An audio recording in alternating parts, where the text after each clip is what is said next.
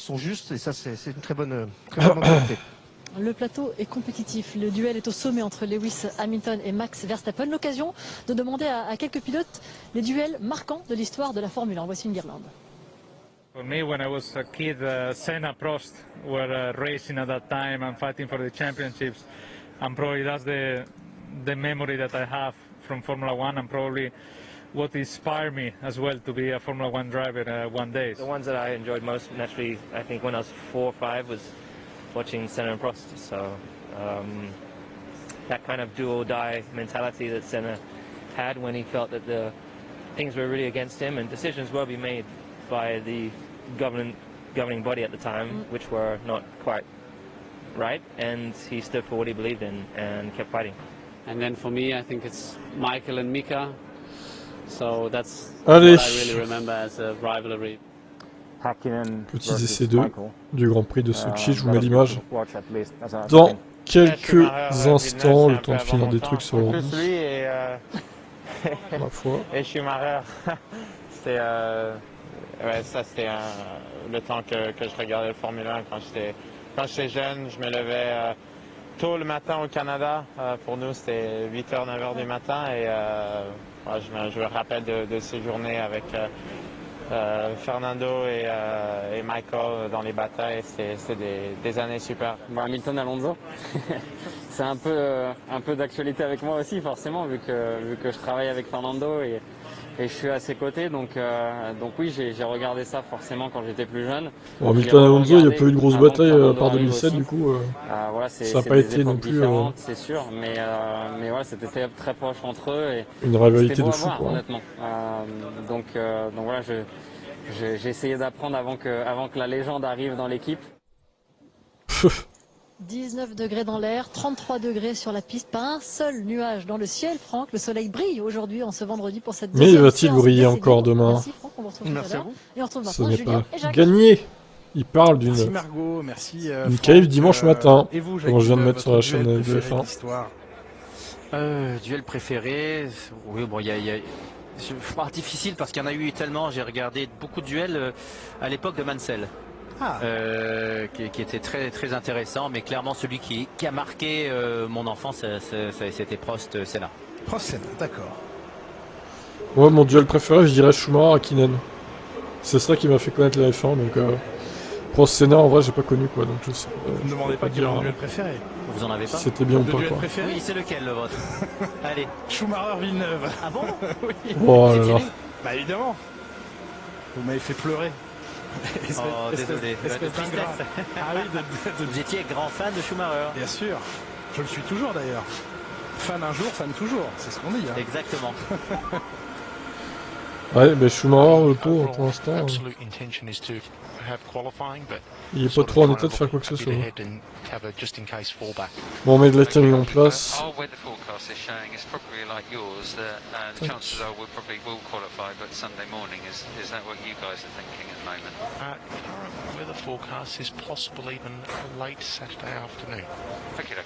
So that's, but yes, we just thought let's give everyone the chance and Joe can get his reference stuff done just in case. Okay, thank you. Cheers. Échange radio entre la FIA et le directeur sportif de Red Bull, des échanges qu'on a de plus en plus l'occasion d'observer. Il est question ici bien du déroulé du week-end avec les conditions météo annoncées difficiles et pluvieuses demain et l'évocation d'une éventuelle séance de qualification dimanche matin, même si Michael Masi dans sa réponse vient de dire qu'il se pourrait qu'il y ait un brin d'éclaircie demain après-midi et que dans ces conditions la qualification se tiendrait en temps et en heure habituelle et prévue. Alors encore une fois, hein, c'est pas parce qu'il pleut à verse qu'il faut pas faire les qualifs, hein, les gars. J'espère qu'il passe sur un éclairci pour rouler juste. Enfin, c'est fou quand même. Parce que s'il faisait la pole et il partait quatrième. Salut Roland. Pour la course, ça peut être intéressant. Alors que si tu finis quatrième, pénalité 8e, dans ce cas-là, il vaut mieux prendre la pénalité. Si la qualification est le dimanche matin, c'est un peu risqué de changer le moteur entre la qualification et la course. Eh bien, oui, c'est vrai, ça aussi. En tout cas, on a eu l'évolution du planning, puisque ce week-end est un week-end très chargé à Sochi, puisqu'il y a non seulement la Formule 1, la F2 et la F3.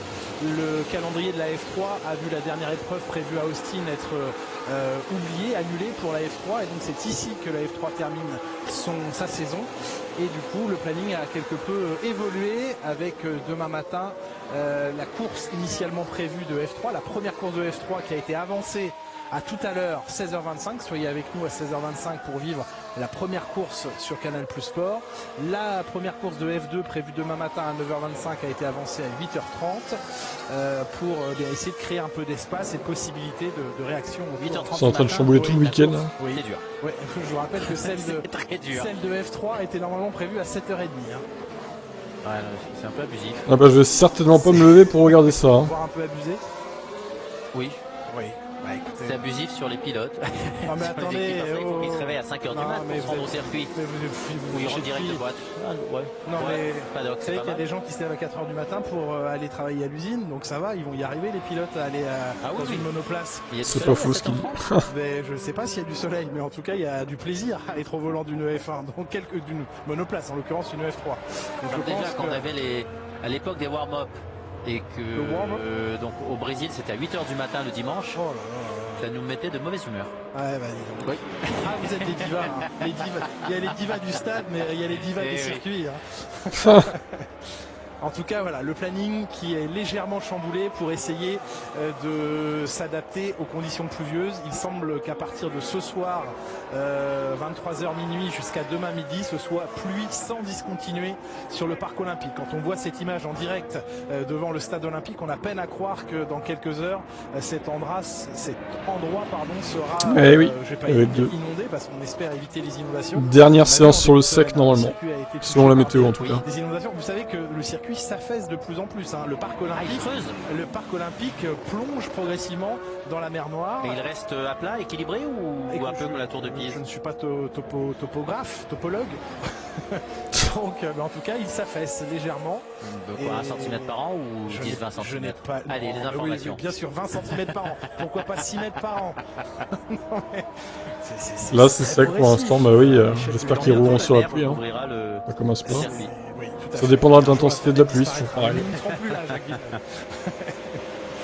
Combien de grands prix et de titres mondiaux aura remporté Daniel Ricciardo d'ici que le parc olympique soit sous l'eau?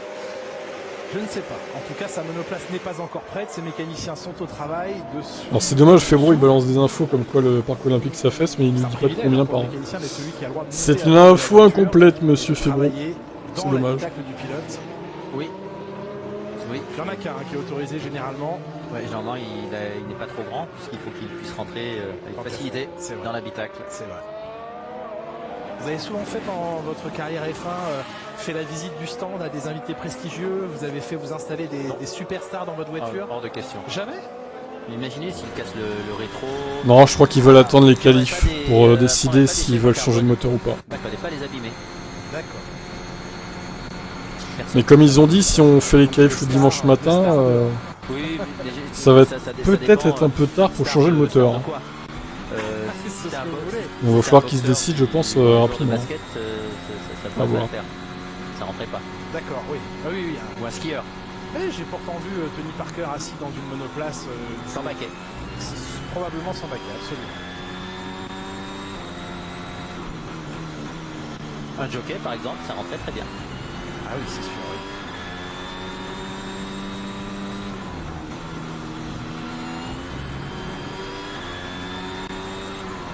oui. Ouais, c'est ça.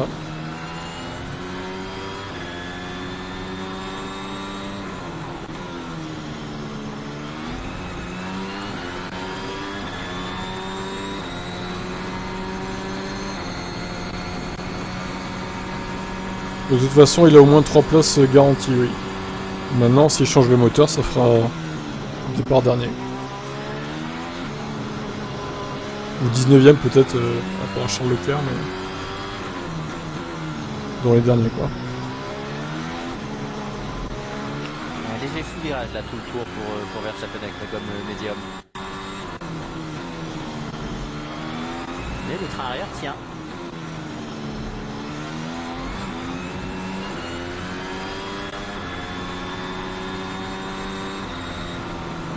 10 secondes derrière Leclerc, mais Leclerc avec le nouveau moteur et la gomme rouge vraisemblablement. Charles Leclerc qui entame son après-midi effectivement sur de la gomme rouge, alors que derrière tous les pilotes sont en médium ou en gomme dure comme Lando Norris. Pérez devant Verstappen, 4 dixièmes devant. Oui. Et dans les... Est-ce qu'il est en gomme rouge, Pérez? Non. Sergio Pérez est en gomme médium. Oh. Eh oui. Oh, vous avez l'air surpris. Oui, parce que depuis sa victoire, sa Polimola, ça a été très compliqué. Il manquait de rythme, mais là on a vu aussi Verstappen avec pas mal de sous-virages et c'est quelque chose qu'il normalement n'apprécie pas.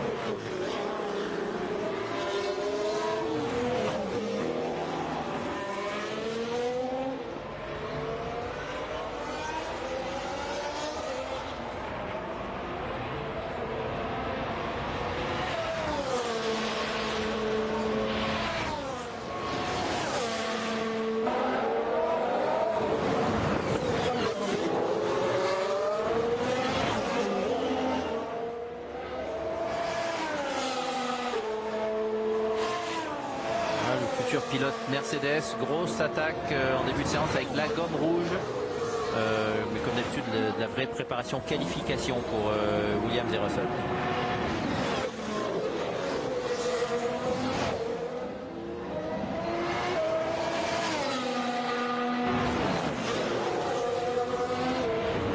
C'est derrière Raikkonen après le premier secteur, donc pas un très bon premier secteur.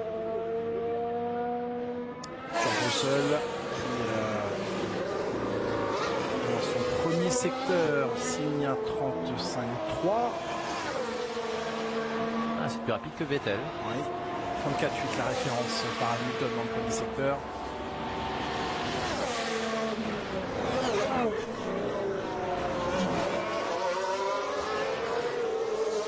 Avec la différence de gomme en plus.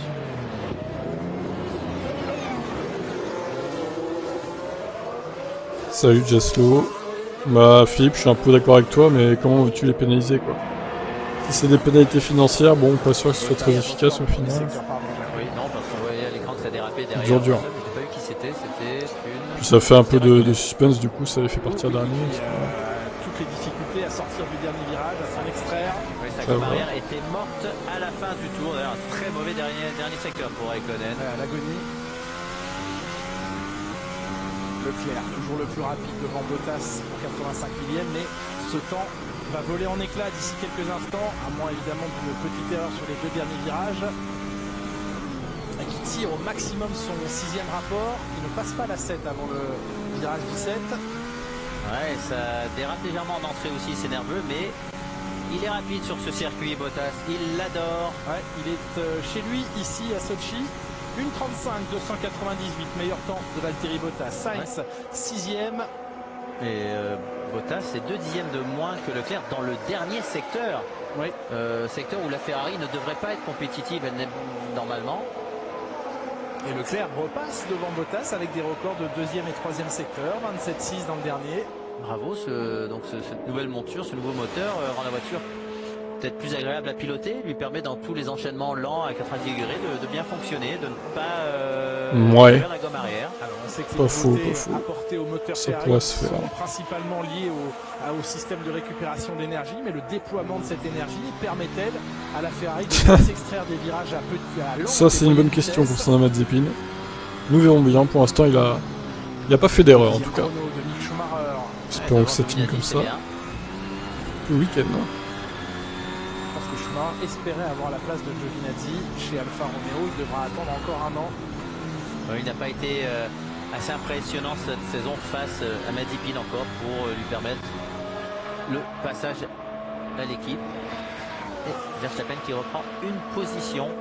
Norris qui termine son tour en légère glisse. La seule McLaren en piste pour l'instant, celle de Daniel Ricciardo, est toujours sur les tréteaux. Est-ce que la FIA nous informe de changement d'éléments moteur? Pas encore.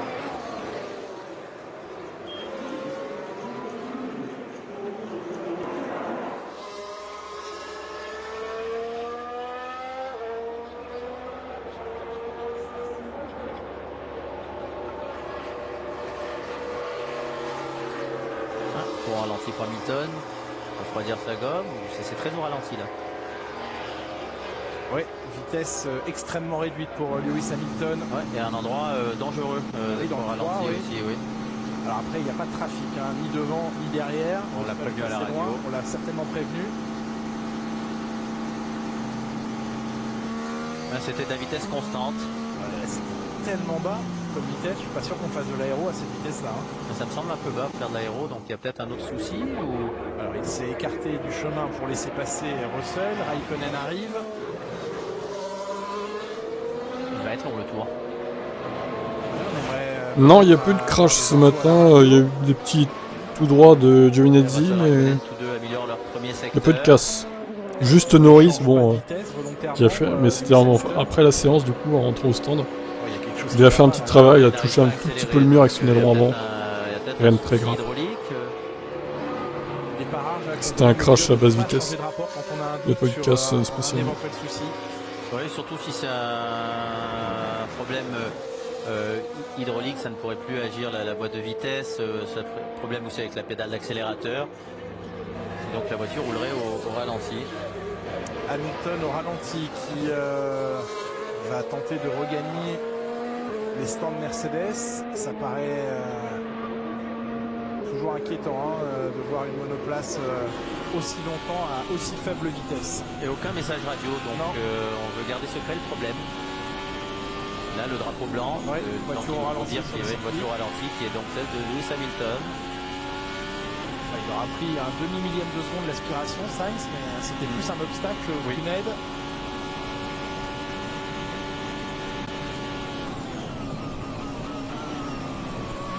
Le freinage du virage 13. Et des deux premiers secteurs acceptables. Mauvais souvenir pour Carlos Sainz dans ce virage numéro 13. Qui était allé se planter sous les murs de protection. Est-ce qu'il va tenir sa gomme dans le dernier secteur?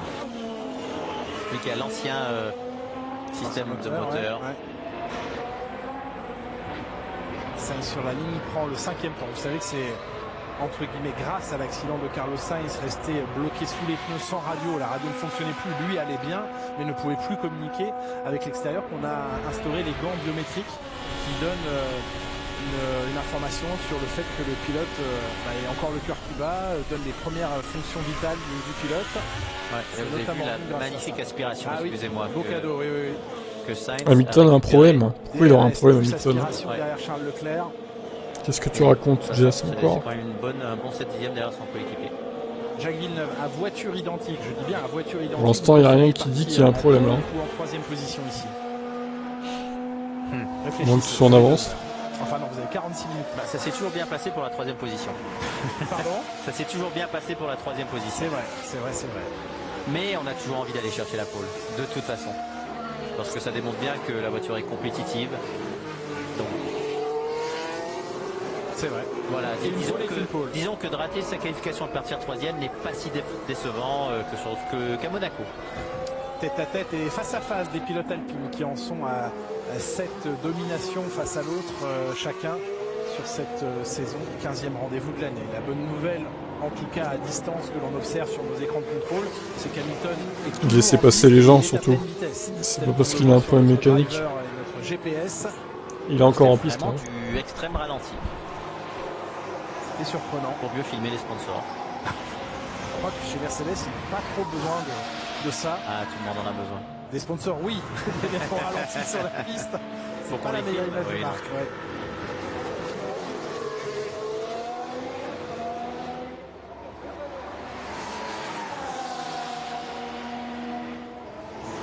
Ce virage numéro 3 où deux monoplaces peuvent s'affronter l'une contre l'autre sans problème, ça passe à fond.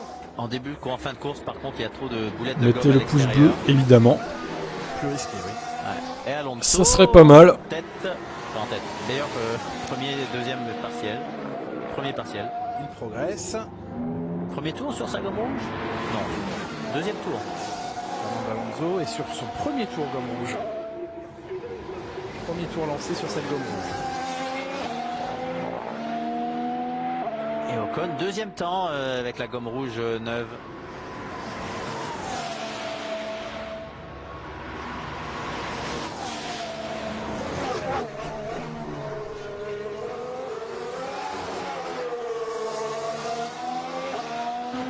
Pour l'instant légèrement derrière son coéquipier.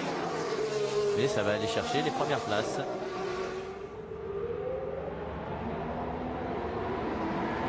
C'est souvent dans le dernier secteur où les pilotes font la différence, ils réussissent à tenir leur gomme arrière jusque dans les derniers virages. Oui, Aston c'est toujours un peu compliqué hein, cette saison. Malheureusement pour eux, c'est pas la folie. Ah, il va chercher 3 dixièmes sur son équipier dans le dernier secteur alors qu'il était derrière à la mort du dernier secteur. Je me pose quand même une petite question en les voyant à ce point attaquer dès le début de la FP2. Préparation qualif peu d'essence. C'était ça la question? Préparation, annulation qualif. Parce que si pour X ou Y raison, il ne devait pas y avoir de qualification, notamment pour cause de météo, c'est le classement de la FP2 qu'on prendrait. Donc je pense que tout le monde est en train d'essayer de mettre un tour en banque, au cas où, si jamais on n'arrive pas à trouver un créneau demain pour faire la qualification oui, mais alors, mi-dimanche matin. Je veux bien Julien Févreau, mais du coup ils vont peut-être attendre la fin de la séance pour faire un chrono plus que maintenant. Quoi. Et ne jamais avoir de qualification le dimanche matin. Ça serait plus logique. Parce que c'est bien de partir, d'aller se coucher le samedi soir, même pour nous, et de savoir qui sera en pôle. On a eu des dimanches... Comme ça on a des beaux vendredis. Bah oui, on a eu des dimanches incroyables au Japon, notamment avec qualif et course dans la foulée. Je trouvais ça assez excitant. On revoit... Oula, Hamilton qui est allé... Aïe. Oh. Il s'est fait mal. Oh, il a shooté un mécano, Lewis. Ah vache. Hamilton, désolé. Ouais, parce qu'il a même pas freiné fort là, c'était très étrange. Merde, je peux pas vous montrer, tant pis. Peut-être qu'ils le repasseront un peu plus tard. Son mécanicien responsable de lever la monoplace. Hamilton ah, Lewis là, pas top hein. Heureusement, mais ça arrive. Ah, c'est arrivé à tous les pilotes. Ah oui, oui. Et chapeau au mécanicien qui reste devant la voiture. Et oui, Lewis Hamilton, c'est assassin. La limite est à 60 à l'heure. Il faut retirer ce pilote des circuits. À 60 à l'heure, c'est pas possible. Qui vous arrive dessus. Faut avoir confiance. Bien sûr. Surtout sous la pluie. Surtout sous la pluie. Ou en gomme slick lorsqu'il se met à pleuvoir. Encore pire. Ah, encore pire. Ouais, ils ont beaucoup de mérite. Il y a eu des petits accros hein, dans les procédures à Monza, pardon, le dernier week-end de course avec l'interdiction désormais d'automatiser notamment les décisions des pistolets au moment de l'arrêt au stand. Eh bien, Red Bull s'est pris un peu les pieds dans le tapis. Mercedes également s'est pris les pieds dans le tapis avec la nécessité d'un temps minimum d'attente entre chaque étape pour que la voiture puisse repartir. Red Bull qui a non, il pleuvra pas aujourd'hui. Avait simplement oublié d'appuyer sur le bouton. Il pleuvra pas aujourd'hui sur le circuit. Il fait encore assez beau. Il y a des éclaircies et tout. La pluie n'est pas prête de venir pour l'instant. Elle viendra demain la pluie, ou dans la nuit je pense. 6% de super licence, c'est ça. Allez hop, dehors Lewis. On ne shoot pas les mécanos comme ça. Lewis aurait creusé son écart. C'est lamentable. Sauf que là, en plus de ne pas creuser l'écart, il a une du coup Verstappen champion. Bravo lui. On referait pareil. Entre autres. Et beaucoup de pilotes seraient champions du monde. Oui. Et d'autres ne le seraient pas. Aussi. En tout cas, l'intervention humaine et le séquençage des étapes du changement de pneus qui rend les arrêts plus longs et potentiellement plus compliqués. 4e temps pour Pierre Gasly à une demi-seconde d'Alonso. Ouais, des Alpines, c'est pas si bien que ça. Les Alpines ont vraiment misé la carte qualification. Au cas où. Ouais, coup de poker. Ils ont mis un tour en banque, ils ont vidé les réservoirs en essence, oui. Ils ont dû partir avec quoi, 10 kilos, 12 kilos d'essence. Oui, peut-être, et la puissance tournait au max, et Leclerc avec une pénalité, ça nous mettrait Alonso Ocon en première ligne pour l'instant.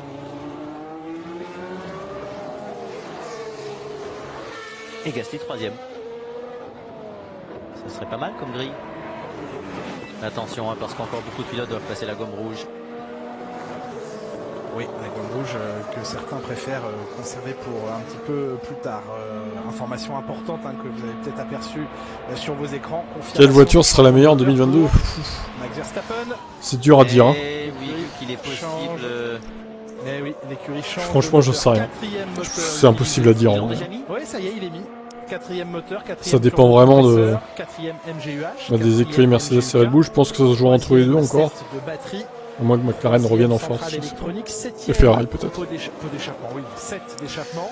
Bon, Christophe, salut à toi, tu n'as rien raté. Hein.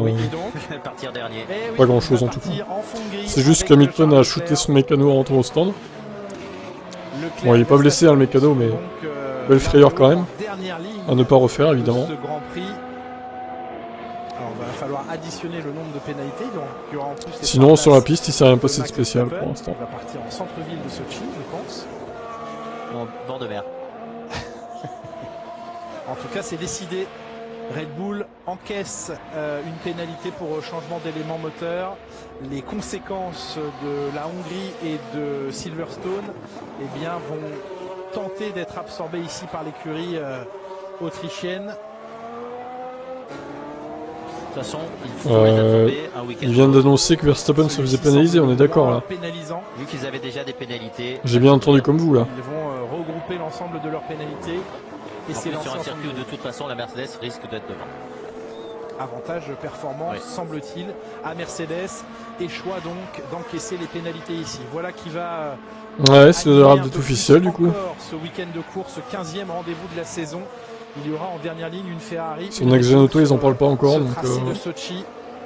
On va attendre un peu, de toute façon, je suis en pleine séance. Ouais, c'est ça, hein. Je crois que c'est ça. 593. Ouais, ça vient de paraître sur Autosport. Ok, d'accord. C'est que le début, d'accord.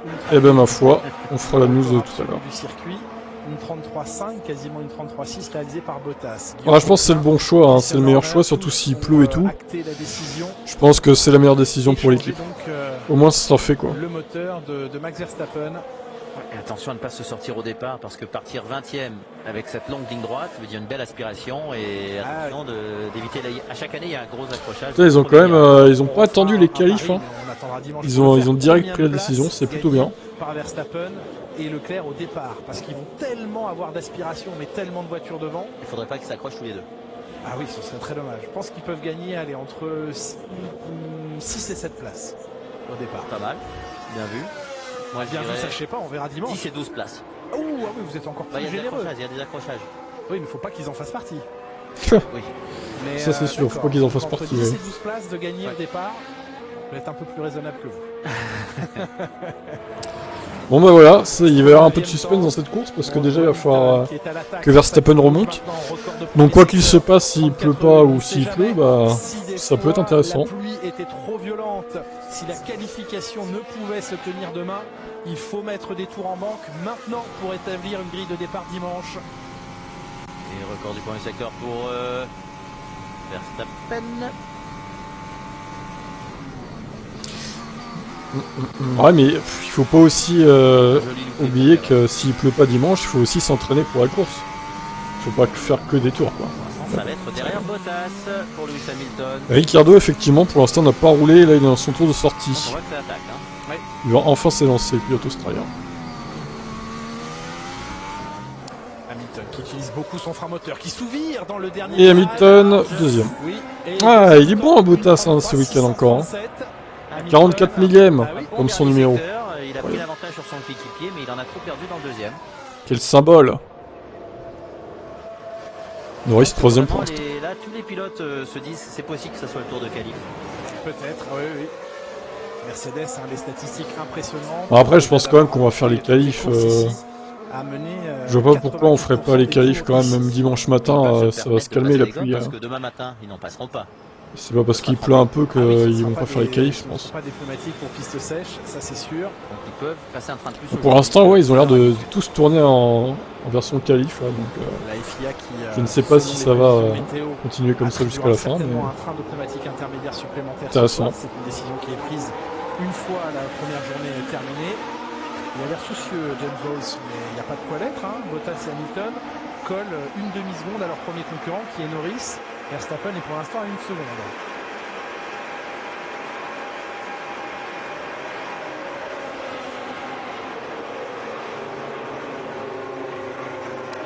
On pourrait avoir... Ouais, c'est ça, il y a de la F2, de la F3, les deux d'ailleurs, parce qu'ils ont déplacé la F3 à Sochi aussi. Demain c'est pareil, il est censé y avoir des courses de F2, de F3, donc c'est vrai que ça va être assez serré le planning. Mais bon, c'est pas pour ça qu'il faut se faire sauter les qualifs quoi. Je crois qu'il faut privilégier la F1 à tout prix quoi qu'il arrive. Les F2 et la F3, bon voilà, c'est bien gentil, mais c'est la F1 qui est prioritaire pour moi. Là, il y a stratégiquement, le choix du pneu est libre pour les 10 premiers sur la grille. Ah oui, bien sûr. Oui, là, la règle de Q2 ne s'appliquerait pas puisqu'elle n'aurait pas lieu. Donc, Chacun partirait dimanche avec les pneus qu'il souhaite. On n'en est pas encore là. Hein. On n'est pas en train de vous dire non plus que la qualification ne va pas avoir lieu. Michael Masi parlait d'une fenêtre d'éclaircie demain après-midi qui permettrait de voir se tenir cette séance de qualification. Mais prudence. S'il y avait une FP3, ce serait la troisième essai libre qui compterait? Oui, absolument. Même si elle était moins rapide que la FP2. Oui, on prend la dernière. Et dans ce cas-là, important d'être le premier à sortir des stands, parce qu'un drapeau rouge, drapeau jaune, c'est... Petite déconnexion, qualif pour 9h de midi, départ à 6h à l'ancienne.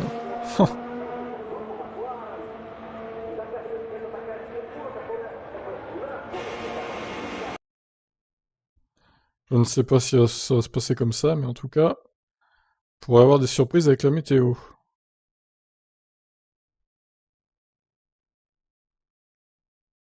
En MotoGP, tous les essais libres comptent pour la qualif. C'est-à-dire, bon, il y a le stream à planter, je vais le relancer. Comment ça, ils comptent tous pour la qualif? Je comprends pas trop là.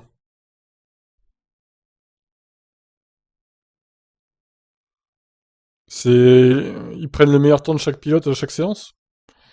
C'est ça que tu veux dire? Bottas a gardé plus de vitesse dans la courbe. C'est pas clair. Mais au virage numéro 10 sur cette inspection, c'est quasiment 2 dixièmes plus rapide pour Bottas sur ce seul virage. C'est sur ce virage principalement qui fait la différence. Ouais, plus de temps gagné toujours aux différences de vitesse au point de corde dans les parties lentes qu'en bout de ligne droite qui sont plus courtes sur la durée.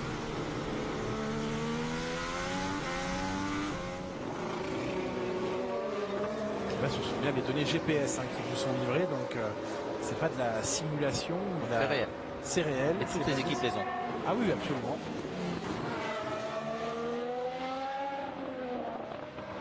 Bottas le plus rapide pour l'instant. C'était peut-être plus sympa à l'époque où les équipes n'avaient pas toutes les données des autres équipes. Lorsqu'ils devaient choisir leur stratégie, mettre plus ou moins d'ailerons. Là maintenant, ils ont toutes les données. J'aime beaucoup ce côté américain, me semble-t-il, où à un moment de la saison, on dépouille devant tout le monde les voitures de chaque équipe. Chaque concurrent peut venir voir. Normalement, les 5 premiers en NASCAR, c'est peut-être changé. En NASCAR, à la fin de chaque course, les voitures sont ouvertes, les moteurs démontés aux yeux de tout le monde. Donc il y a des tables et qui veut passer peut passer regarder. Par contre, il n'y a pas d'acquisition de données pendant les week-ends de course, même pour les équipes, mais elles n'ont aucun capteur sur les voitures. Même pour la quantité d'essence utilisée, c'est mesuré après combien il en reste dans le réservoir. Et donc c'est un peu aléatoire pendant la course.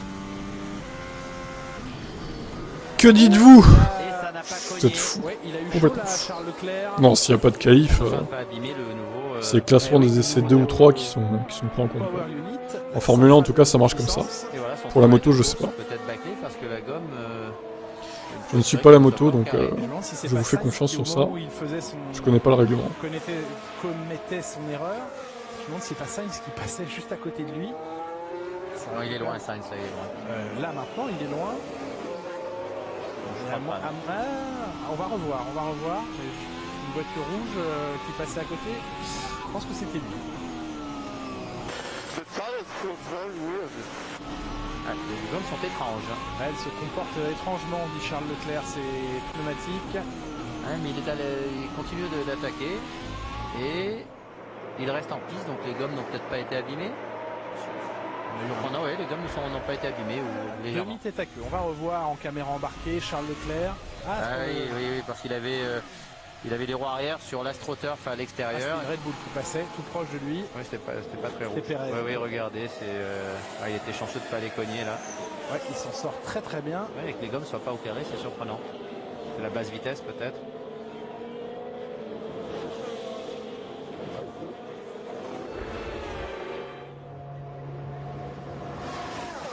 Hamilton, deuxième tour lancé, DRS ouvert.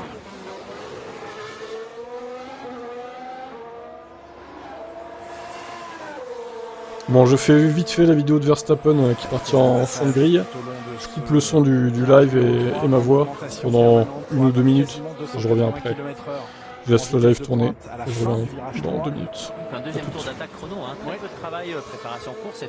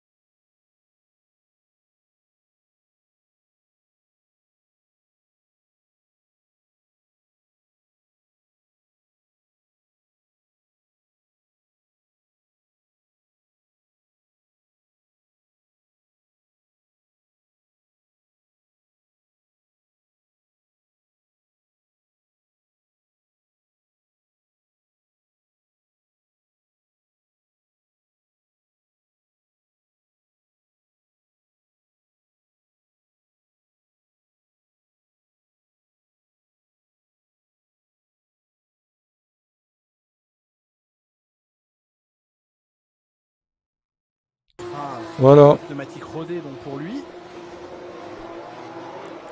C'est pour ça que je kiffe le motocross, tout le monde par derrière, même grille, donc même avec un bon chrono, tu peux quand même claquer le wall shot. Oui, c'est vrai, c'est encore différent le motocross. C'est un concept différent. Et procédure de départ. Je regarde, oui, les meilleurs temps comptent pour les 10 premiers et une séance qualif pour le reste des pilotes. Et les 2 premiers roulent avec les 10 meilleurs. D'accord. C'est compliqué hein, la MotoGP quand même. Hein. Intéressant. Devant les Red Bull. Oui, devant la McLaren aussi. Je coupe l'image 2 petites secondes, je reviens, histoire de mettre tout ça en place. Tac. Il reste quoi dans ce moment? Non, je peux remettre. Premier train de gomme, non, Ricciardo était juste loin, il avait tué que de la gomme usée. Il a déjà fait plusieurs tours, hein, Daniel Ricciardo. Ah ouais, mais pas à gros rythme. Il était une seconde derrière les As. Ah oui, c'est le nouveau moteur, donc peut-être du rodage, pas du rodage, mais la mise en place. Ouais. Ouais.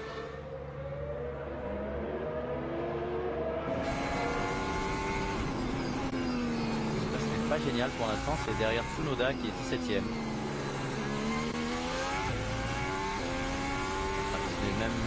Oui, c'est lent et à l'image on ne voit pas d'attaque en fait.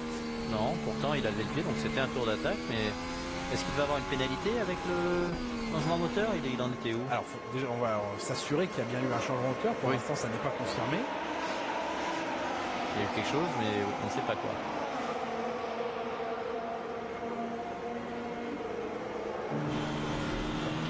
Monsieur Champagne chaussures. La 19e, c'est bah ouais, Ricciardo au final, on va dire que Monza n'était qu'une bonne course parmi des mauvaises courses. Je crois que ça va se résumer à ça cette saison 2021 pour Ricciardo. Malheureusement pour lui. Oui, Jess, on l'a dit tout à l'heure, hein, quand même, il faut écouter. Non. Il l'a vu au rétro. Et d'ailleurs, je fais la vidéo. Je la mets sur Tibet. Parce que souvent des pilotes disent hein. Ah non, je voyais rien, oui, mais pour bloquer, tu vois bien. Le risque, c'est que c'est... Et oui, je fais même des vidéos pendant les essais maintenant. On ne s'arrête jamais. Alors, qu'est-ce qui se passe là? Et c'est Giovinazzi, mais quelle grosse merde. Bon, maintenant il faut l'enlever, hein, Giovinazzi de cette grille, ça suffit là. Oh là là, il faut le retirer ce pilote. Hein. Maintenant il faut arrêter. Mettez quelqu'un d'autre à sa place, il est nul. Et red flag, oh là là, terrible.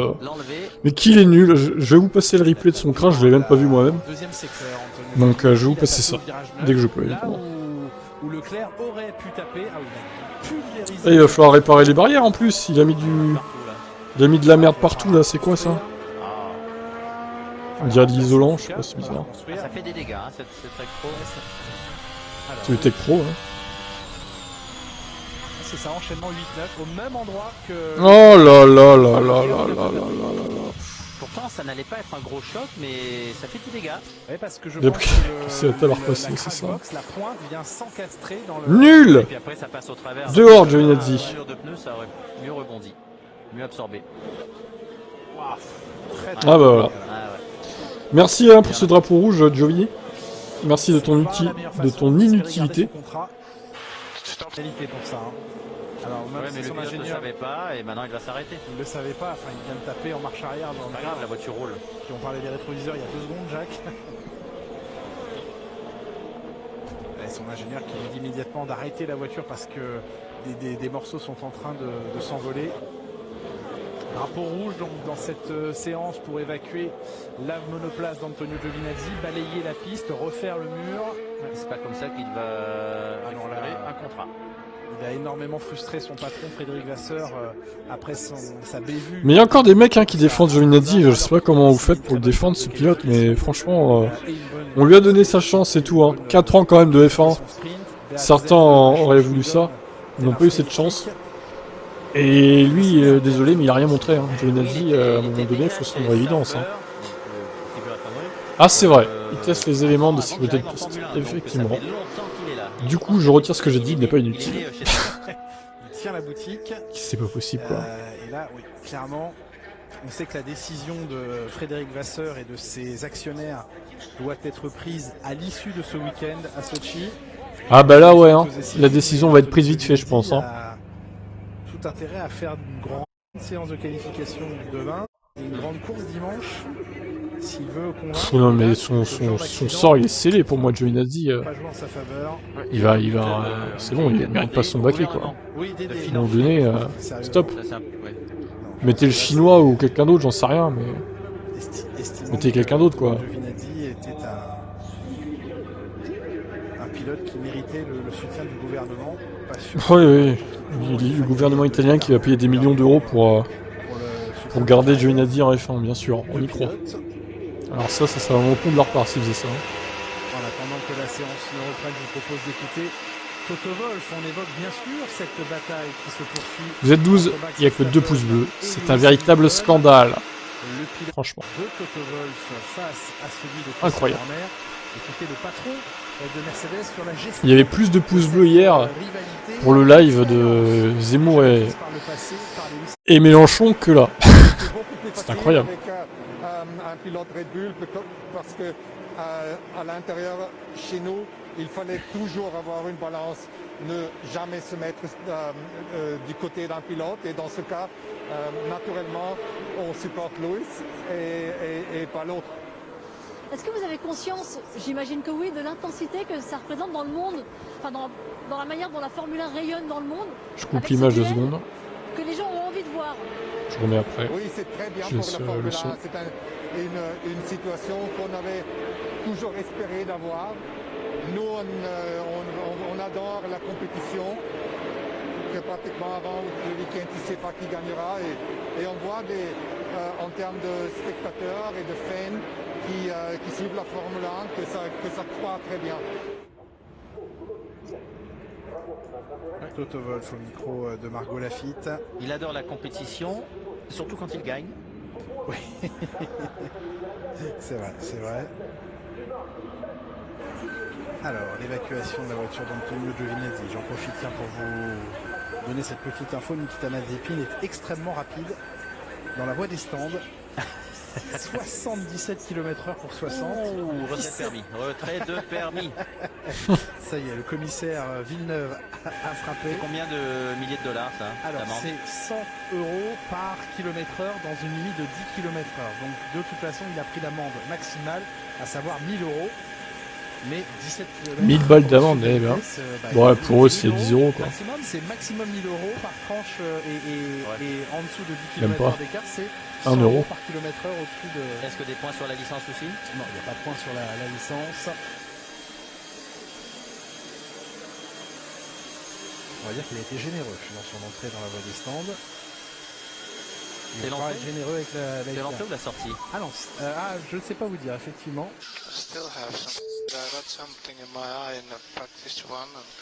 Ah, Kimi. Il a un truc dans l'œil. C'est mal vu. Bah alors, il arrive toujours des soucis à Kimi en fin de saison. En fin de carrière surtout. Il l'avait déjà ce matin. Et... Terrible. Bon bah vous l'aurez compris, hein, c'est drapeau rouge. Merci Giovinazzi. Alors déjà qu'ils vont peut-être pas rouler beaucoup à cause de la pluie, si en plus Giovinazzi crée des drapeaux rouges, on peut y arriver. Hein. C'est de l'humour les amis. Je remonte hein, pour ceux qui ont raté. Perte de contrôle sur la prise de gaz. Ouais, pareil sur l'AstroTurf, sauf que là ça a cogné. Ça aurait dû être un tout petit choc. Mais les dégâts sont énormes. Et ouais, énorme dégâts. Bravo, bravo. Je vais encore me coucher tard ce soir.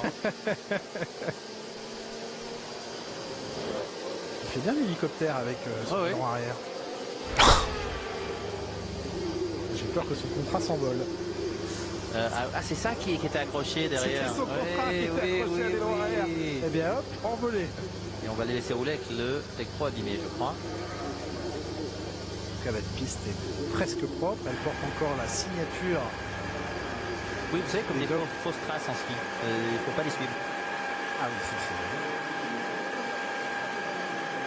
Là, celle-ci, il ne faut surtout pas les suivre. Ouais, là, en drifting, il se serait un peu loupé. L'envie était là, mais pas ouais, je pense que Bottas, il peut faire quelque chose de bien. Chez Alpha, il peut peut-être remettre l'écurie sur les rails, comme tu dis. Ouais. C'est possible. Ou alors enterrer définitivement sa carrière. C'est l'un ou l'autre. J'espère que ce sera la première hypothèse quand même pour lui, qui va relancer un peu sa carrière. Au moins il sera le P1, ça c'est sûr. Ça va reprendre cette séance.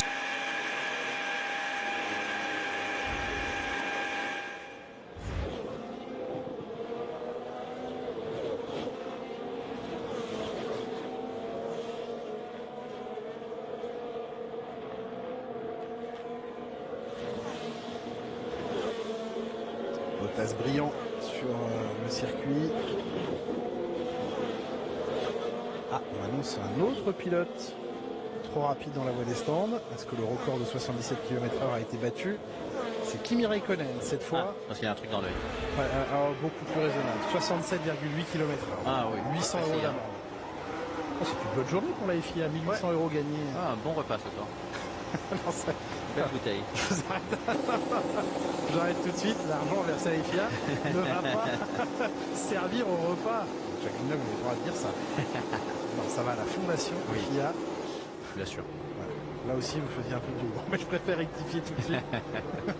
Je voudrais pas avoir un coup de fil de Jean Todt me disant non, attendez, vous croyez qu'on fait quoi avec l'argent de la FIA? Non, bien sûr. On pourrait se poser la question, mais. Non, oui, vous soulevez de manière très juste où va l'argent. L'argent de ces amendes va effectivement à la fondation FIA. Allez, ça repart dans ces derniers essais libres de la journée. On n'espère pas du week-end, on espère voir les monoplaces en piste demain. On guettera bien sûr le ciel et la météo capricieuse au-dessus du circuit de Sochi. Un gros quart d'heure de travail donc pour essayer d'accumuler de l'information long relais maintenant, entrecoupé par ce drapeau rouge. Vous posiez la question tout à l'heure, mieux vaut partir troisième que premier. Mais deuxième par Je contre. m'interrogeais. Ben, c'est pas terrible. Deuxième, hein. Vaut mieux partir premier que deuxième. Oui. En fait, c'est la première ligne qui est pas bonne. Qui est pas terrible, oui. On parle évidemment du phénomène d'aspiration. Hein. Oui, parce qu'il n'y a pas de DRS à ce moment-là, mais une grosse aspiration parce qu'il y a un gros trou d'air qui se met en place. Et près d'1 kilomètre, quasiment 900 mètres à parcourir jusqu'au deuxième virage sans freiner. Gasly qui fait du meilleur travail que Perez alors qu'il y a une bonne voiture. C'est beau. Parce que le virage 1, c'est pas un virage. Il est considéré officiellement cette courbe le long du mur des stands comme le premier virage, mais c'est un quasi non-virage. Oui, Vettel qui a déjà inscrit plus de points avec Aston Martin, 35 que sur toute sa saison 2020 pour Ferrari où il n'en avait inscrit que 33. Ouais, ça c'est dur. C'est dur pour la Ferrari de l'an dernier et pour le Vettel de l'an dernier. Mais il a quand même connu quelques petites bévues cette année et il ne faut pas oublier les 18 points perdus de ces 18 points je crois de la Hongrie. Il n'y a plus assez descendre en voiture. Donc ça, deuxième. Ouais, ça c'est 18 points jetés à la poubelle. Très dommage. Ça pèse lourd sur la balance. Ah oui, ça fait mal à la fin. Aston Martin qui est à 25 points d'Alpha Tauri. Effectivement, ces 18 points auraient fait beaucoup de bien. Aussi au pilote. Au pilote. Bon, il a fait des photos sur le podium, c'est déjà ça. Je trouve ça bon. Pas sûr que c'est ce qui l'intéresse le plus, mais... Ouais, dans les livres, ça ne compte pas comme deuxième. Ah non, clairement. Ouais, c'est sûr, hein. Deux bons pilotes français qui ont gagné une course chacun en plus. C'est magnifique. Vettel qui va pouvoir compter et tester le dévent derrière la monoplace d'Esteban Ocon dans le long 3. Ouais, beaucoup de sous-virages lorsque les voitures se suivent. Grosse perte aérodynamique, de l'air chaud en plus qui arrive sur la monoplace qui fait surchauffer les gommes. C'est pour ça que souvent les pilotes ont peut-être, lorsqu'ils se rapprochent de notre monoplace, un tour, voire maximum 2 tours pour être passé à l'attaque. Ensuite les gommes surchauffent.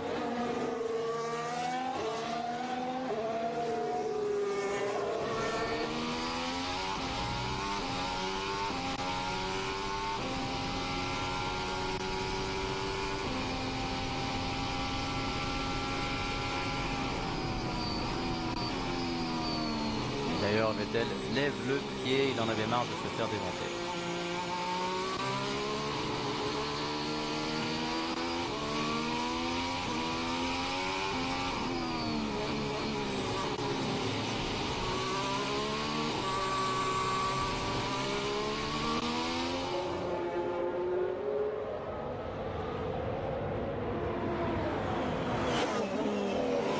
Ah, et Ricciardo, ouais, il a fait que 7 tours en même temps.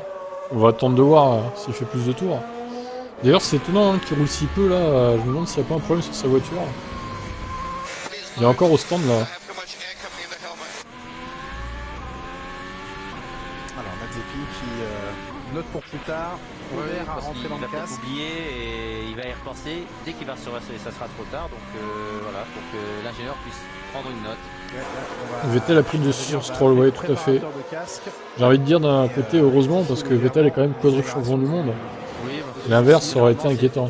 L'air qui rentre par la visière. Donc c'est quand même la moindre des choses. Un petit problème d'étanchéité. Ouais. Salut Hakim. Non, parce que l'air qui rentre sur le crâne, c'est toujours agréable. C'est celui dans les yeux qui est très désagréable. Vous aimiez vous faire ventiler le crâne, vous, Jacques? Ah, toujours. Petite. Certains préfèrent le massage, mais une bonne ventilation sur le crâne, c'est très agréable. Ça vous caresse le sommet du crâne. En fait, ça rafraîchit énormément de rafraîchir le crâne. Ça vous aide à garder les idées claires. Oui. Alors, Norris au ralenti, est-ce qu'on l'a même vu perdre quelques éventuellement petites pièces aérodynamiques? On revoit ici Lando Norris, sortie du virage numéro 3, entrée du 4. Juste un poil large. En passant au-dessus du... Et puis, là, il a perdu un petit morceau. Il a perdu quelque chose. De bien se rafraîchir le crâne, ça permet d'avoir des idées fraîches pour travailler sur de nouveaux réglages. Certains... Ouh, mais alors... Ah, c'est dur. Oh, dur. Norris là, il se fait une petite frayeur. Là, ici surtout. Ouais. Joli. Ça va, il a pas... Il a juste fait un travers, mais ça aurait pu finir dans le mur. Attention. Coup de cerceau, très bien. On a l'impression que c'est un asphalte qui est assez glissant. Oui. Qui ne mord pas dans la gomme comme certains autres asphaltes. Et donc on ne voit pas trop de coups de cerceau. Il est très lisse.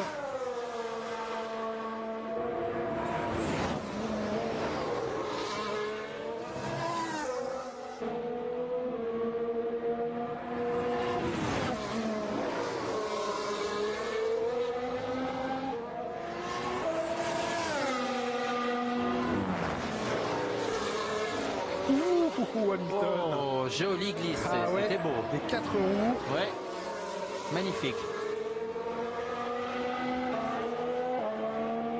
Ah, d'habitude on voit les voitures en travers, hein, alors que là il a juste fait une jolie glisse, bien récupérée, contrôlée.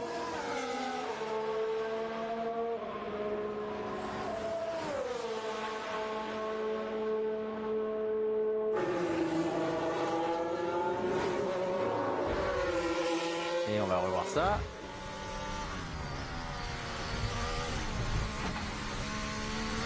Ouais, par contre, le passage sur le vibreur fait mal au fond plat et peut-être aux vertèbres aussi. Ouais. Oui, mais c'est surtout qu'il oblige le pilote à lever le pied.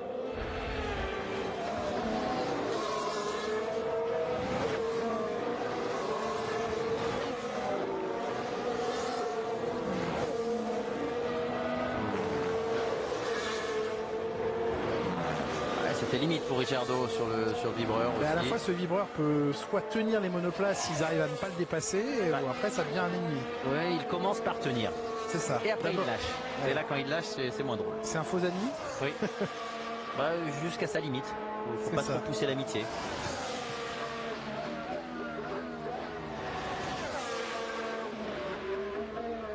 C'était pas un vibreur fidèle en amitié. Voilà. Et Ricciardo là était très large par contre dans sa trajectoire par rapport aux autres pilotes, légèrement dans la poussière, dans le virage.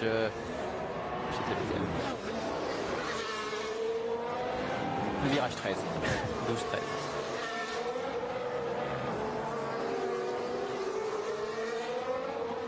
Ah, il est sur un nouveau train de gomme, mais malheureusement du trafic dans le dernier secteur.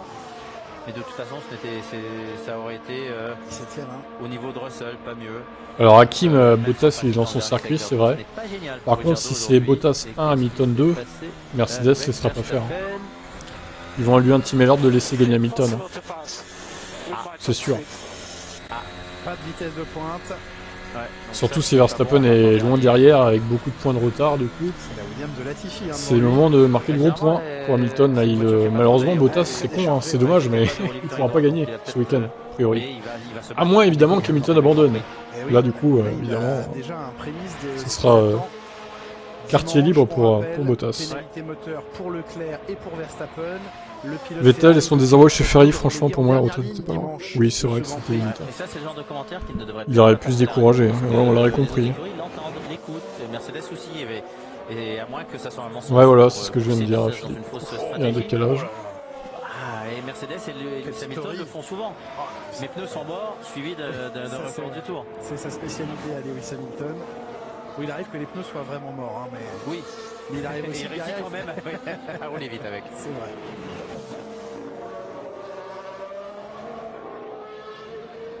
J'ai l'impression que les voitures sont plus rigides en réglage sur ce circuit, vu qu'il n'y a aucune bosse. Oui. Elles n'ont pas énormément de roulis. Elles sont réactives. Ouais. Oui, parce qu'on voit souvent sur les Grands Prix l'avant s'affaisser et l'aileron toucher l'extérieur avec le roulis, mais pas sur ce tracé.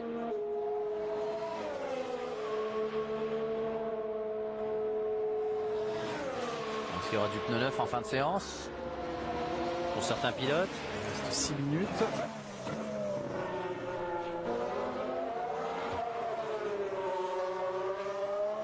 Rémi, concernant les Alpines, est-ce qu'il roule avec peu d'essence ou pas? C'est possible. Peu moins que les autres en tout cas, c'est sûr. Il favorise plutôt le 1 arrêt, même si le... Bon après de toute façon, voilà, Max il roule pour la course, hein. C'est clair et net. Il va s'entraîner pour la condition de course, il n'y a aucun intérêt pour lui de faire les qualifs. Donc je pense même qu'il va même pas faire les qualifs, ça sert à rien. Et comme Claire, ils vont partir dernier tous les deux. Et puis sûrement Giovinazzi s'il change des trucs sur sa voiture aussi, donc au final il va peut-être pas partir dernier, hein. Verstappen ça va être à confirmer. Ouais, on verra si un double Mercedes. Ça paraît bien parti en tout cas, pour l'instant. Mais bon, encore une fois, attention, s'il pleut, on n'est pas à l'abri d'un crash. Une des deux Mercedes. Voire une des deux. C'est jamais. Il se peut qu'il y ait du vent parce que... Peut-être qu'on va dire à Perez de cracher Hamilton. La mer est derrière ce virage 10 et donc le couloir d'air vient pile derrière ce virage numéro 10. Déblocage de roue. En tout cas, il fait beau aujourd'hui à Sochi. Hein. Je ne sais pas si ça va durer vraiment longtemps, mais aucun risque de pluie aujourd'hui, ça c'est clair et net. Et demain, bah, on verra.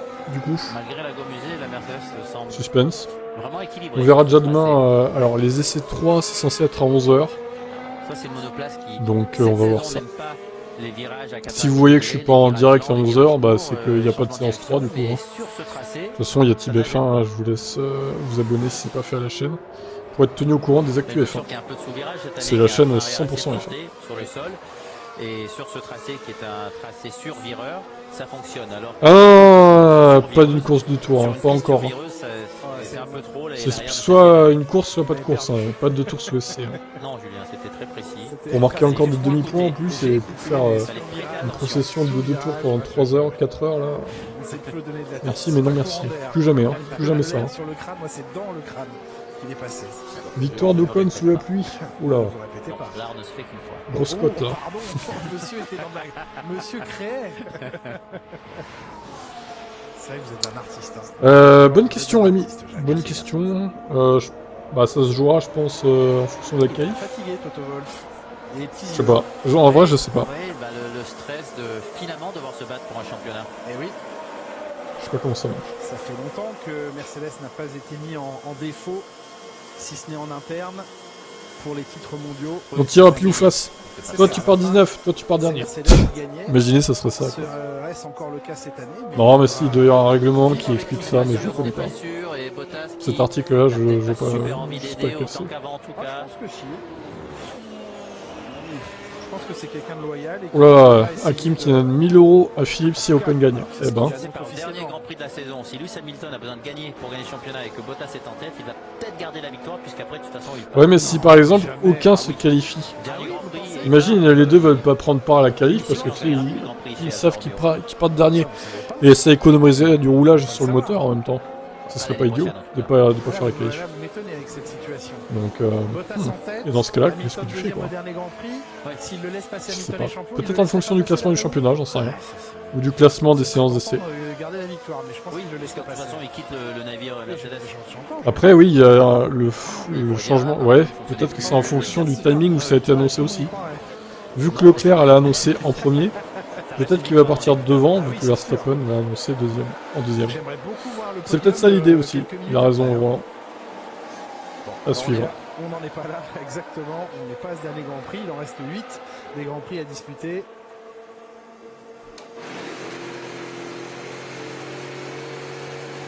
Mise en charge et en pression d'huile du moteur Mercedes dans la McLaren de Daniel Ricciardo. Il va repartir. Oh, et Pérez qui fait une erreur. Est-ce qu'il réussit à passer? Ça ferme le champ, hein, ça ferme beaucoup. Oula, elle a fait prendre le mur. C'est vite, mais... Ouais, mais il faut pas faire une Sainz. Elle est vraiment mal faite, ça aurait dû être dans l'autre sens. C'est pas qu'elle est mal faite, c'est qu'elle vous oblige simplement à complètement casser votre vitesse. Oui, mais elle aurait dû, la chicane aurait dû être à sens inversé pour ne pas avoir la pointe du mur comme point de corde. Donc commencer par la droite, gauche, droite, vraiment ralentir. Oui. Ça aurait été moins dangereux. Discrètement, cette nuit, vous pouvez changer les panneaux si vous voulez. Ouais, et je suis de retour demain matin. Sans problème.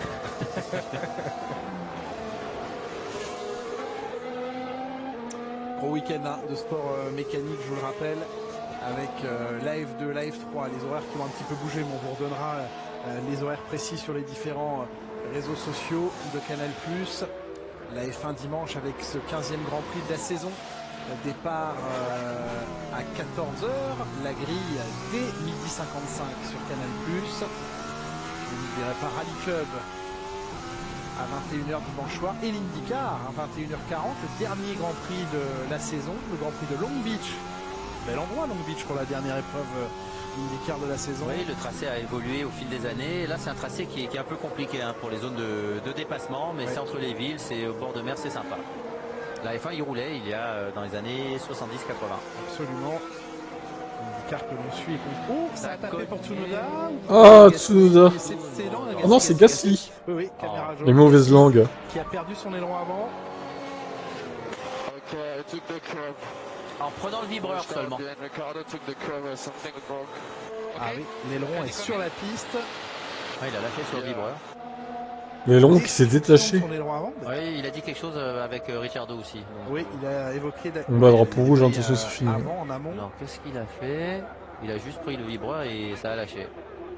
Alors, on va attendre le compte à rebours. Le chrono est arrivé à son terme. Et il a l'aileron fragile parce que Monza, c'était un tout petit choc sur Ricciardo. Il a perdu son aileron. Là, il suit Ricciardo sur le vibreur et il perd son aileron. En fait, il faut qu'il tienne loin de Ricciardo. C'est vrai qu'il y a... Bahreïn, c'était déjà contre Ricciardo. Alors, que s'est-il passé? Ah oui, il a pris les vibreurs gauche et droite. Ça n'a rien à voir avec Ricciardo. Oh là là, mais il est fragile cet aileron. Effectivement, il a tapé entre les deux vibreurs. Putain, la vache. Ah, mais pourtant, c'est léger, c'est rien. Et toutes les autres monoplaces ne perdent pas leur aileron. Alors, qu'est-ce qu'ils ont fait comme construction? C'est bizarre. Hein. C'est pas normal qu'il parte si facilement que ça son aileron. Les fixations doivent être. Il est passé sur les antiquettes oranges, mais bon, quand même. Ça se termine donc sous drapeau jaune, mais drapeau à damier sur cette séance. Je sais pas ce qu'ils vont faire avec Pérez, j'en sais rien. En tout cas, pour l'instant, c'est pas brillant. Il s'est encore pris 3 dixièmes alors que je pense que Verstappen avait beaucoup plus d'essence que lui là. L'avantage avec As, c'est qu'ils peuvent changer de moteur, dans tous les cas ça part dernier. C'est vrai, vu comme ça, bon. Ils peuvent faire des essais de différents moteurs. C'est ce que faisait McLaren à l'époque d'ailleurs, avec le Honda qui cassait tout le temps. Et vu qu'ils étaient déjà de base pas très rapides, qu'ils partent 15 ou 20ème, ça changeait pas grand chose pour McLaren. Du coup à l'époque, dans 2015, 2016, etc. Quoi. Et Ricciardo qui s'est... Ouais. C'est vrai que ça va mieux. Une seconde... Non, pas une seconde 8 d'ailleurs.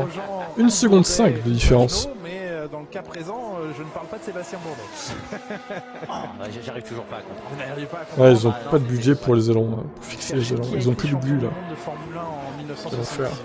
C'est un indice.